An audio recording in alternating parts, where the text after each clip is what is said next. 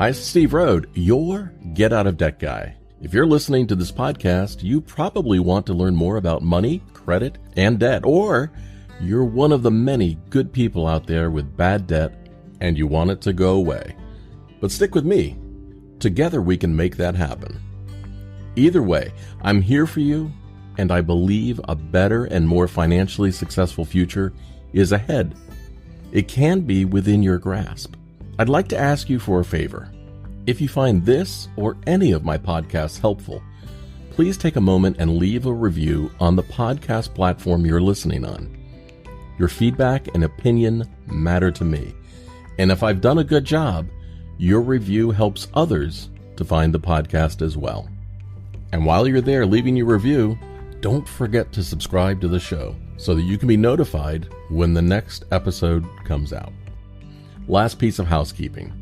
If you have a question or comment you'd like to hear on an upcoming podcast, you can leave me a voice message at getoutofdebt.org/message, or leave me a question for me to answer on my website by going to getoutofdebt.org/question. Thank you so much for being a great listener, and I'm sending you a giant virtual hug in return.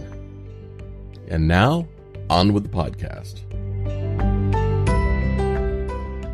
If you want to see someone instantly disagree with you, tell them that people that file bankruptcy do better financially than people who don't. When people face unexpected money troubles, it is just math wrapped in emotion. The underlying facts are not judgmental, and the math doesn't make assumptions or believe common myths. Difficult financial situations challenge our very core of self-worth and beliefs. Those same debt obstacles can leave us with financial PTSD, feeling depressed, anxious, and fragile in so many ways.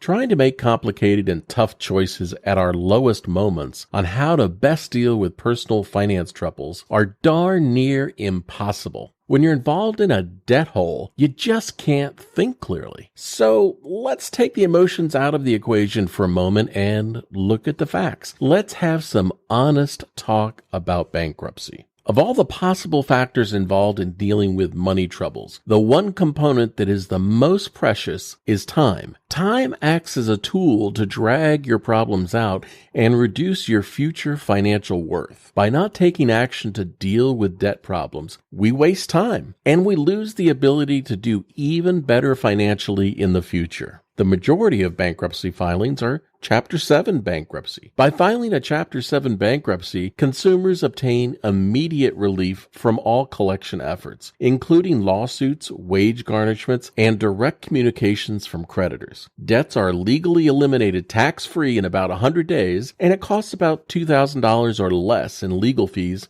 to achieve that result. Other people delay in taking action to address their situation and let time pass. Doing that just drags out the financial pain and holds them back from getting a fresh financial start. The Federal Reserve said the individuals who go bankrupt experience a sharp boost in their credit score after bankruptcy, whereas the recovery in credit score is much lower for individuals who don't go bankrupt. The Federal Reserve also found insolvent individuals who do not go bankrupt exhibit more financial stress than those who do. When people are in the middle of a debt crisis, they don't think much about the future, but they should. Letting more time pass before resolving a financial crisis can cost millions of dollars in lost retirement savings. To show you precisely what people are unconsciously throwing away, I created an online calculator. The younger you are, the more time impacts your future net worth. For example, let's take a 40-year-old who is considering enrolling in some type of debt relief solution that will cost them $800 a month and take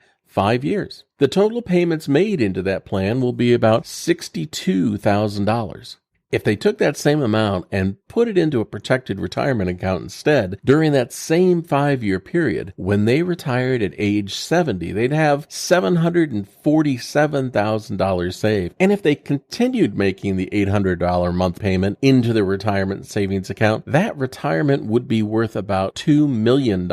These numbers don't even take into account any matching retirement contributions you might miss from your employer by not saving. Emotional buttons are a great way to push people to make bad choices. When it comes to bankruptcy, you might hear that filing bankruptcy is against your religious teachings. If that's the case, then why do so many churches file bankruptcy? And what does the Bible actually say about bankruptcy? You would be surprised.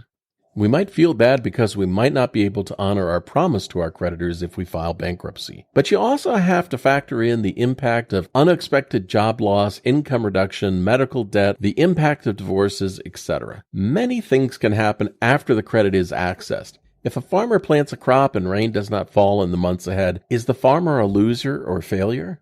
Well, no. If a person gets a credit card and then is involved in a terrible auto accident and can't work, does that make the individual a loser? No.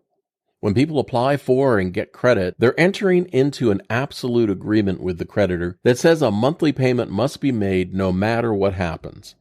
The creditor has considered their risk, factored in some loss, and made a decision based on the mathematical probability they will earn a profit on the overall portfolio. The decisions creditors make to extend credit are based on math.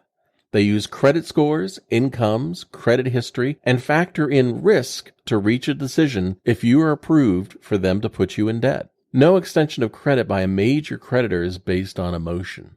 When considering how to deal with your situation, you should only think about your unique and specific situation and not get lost in broader arguments. Here are some points to keep in mind. Going into debt is based on math. Getting out of debt should be based on math.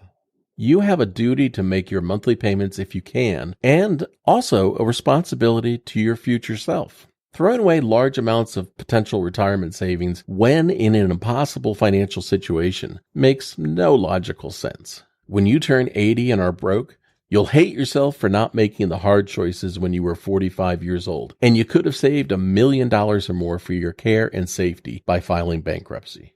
Rebuilding credit after bankruptcy is ridiculously easy.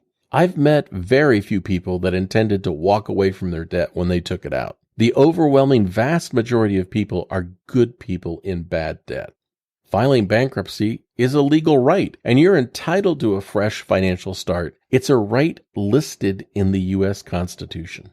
I'm not telling you to go bankrupt, but what I am saying to you is you should evaluate and consider bankruptcy as one of your options to dealing with your debt. Don't avoid thinking about it because of emotions. This has been your friend, Steve Rode, the Get Out of Debt Guy. Hey, so Steve Rode, the Get Out of Debt Guy. You know that thing that you just listened to? Well, believe it or not, that was actually the Get Out of Debt Guy show. If you have a question that you'd like to ask about money, credit, or debt, just visit my site, getoutofdebt.org, getoutofdebt.org, and click on the Ask a Question link at the top of the site. I look forward to hearing from you.